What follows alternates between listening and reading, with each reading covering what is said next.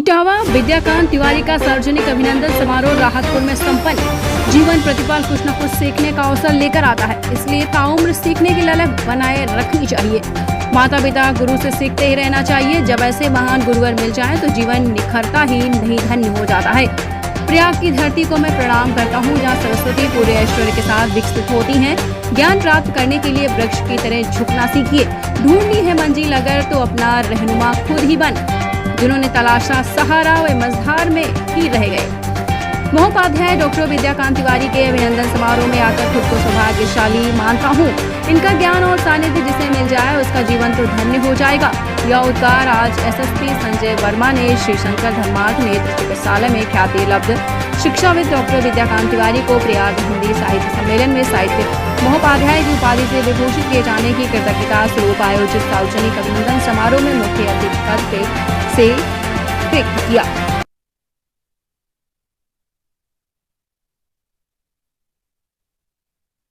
जब किसी समाज में कोई ऐसा व्यक्तित्व निखर के सामने आता है, जैसे मैंने देखा तिवारी जी, विद्याकांत तिवारी जी सम्मानित महोपाध्याय पद से सम्मानित हुए हैं, तो अगर ऐसे व्यक्तित्व का सम्मान होता है तो और लोग भी प्रेरित होते हैं कि अगर हम अच्छा कार्य करेंगे तो समाज में एक ऐसा विशिष्ट हमें सम्मान मिलेगा। तो निश्चित तौर से इससे एक व्यक्तित्व का निर्माण तो होता ही, साथ साथ समाज में एक ऐसा कंपटीशन आता है कि लोग अच्छे की तरफ बढ़ते हैं।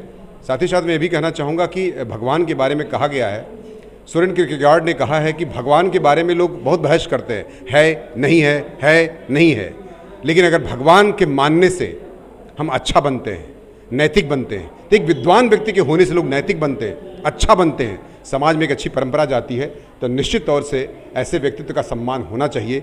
इसीलिए सम्मान समारोह होता है। हिंदू धर्म एक सनातन धर्म है जिसका आदि और अंत नहीं है। आप जानते हैं, मैं तो एक पुलिस अधिकारी हूँ, लेकिन फिर भी कह रहा हूँ कि वसुधैव कुटुंबकम की जो भावना हमारे प्रधानमंत्री जी और हमारे माननीय मुख्यमंत्री जी के, आप देखे होंगे G20 का एक अभी दिल्ली में एक पूरे विश्व के जो सबसे शक्तिशाली देश है इकट्ठा होकर के एक शपथ लिए हैं कि विश्व में शांति का संदेश देने के लिए तथा जो हिंसा प्रतिहिंसा है उसका भाव ख़त्म करने के लिए अगर इस तरह की चीज़ें आती हैं तो आप ये समझ सकते हैं कि कहीं न कहीं से हम इस सनातन धर्म से ही प्रभावित हैं। वसुधैव कुटुंबकम जिसका पहला सार है कि पूरा विश्व हमारा संसार हमारा परिवार है, उसी में हम रहते हैं, तो ये एक भाव है ऐसा जो विश्व को शांति का संदेश देता है। मैं निश्चित तौर से आप लोगों के माध्यम से भी कहना चाहूँगा कि मैं चूँकि भारतीय दर्शन का छात्र रहा हूँ प्रयाग विश्वविद्यालय का, तो मैंने दर्शन शास्त्र जब पढ़ा है तो सनातन धर्म जो शंकराचार्य से लेकर के हमारे तमाम विद्वानों ने जो इसके बारे में टिप्पणी की है, तो मैं अपने वेद के बारे में एक ही चीज़ कहता हूँ, एकम शत विव्रा बहुधा बदंती। ये हमारे सनातन धर्म की बहुत बड़ी विशेषता है कि हो सकता है ईश्वर बहुत रूप में हमारे सामने आते हों। कोई बजरंगबली है, हनुमान जी, रामचंद्र जी, कृष्ण भगवान और तमाम हमारे जैसे गौतम बुद्ध हुए या महावीर जैन हुए, ये भारत के हिंदू धर्म में सारे सब शामिल है, समाहित है।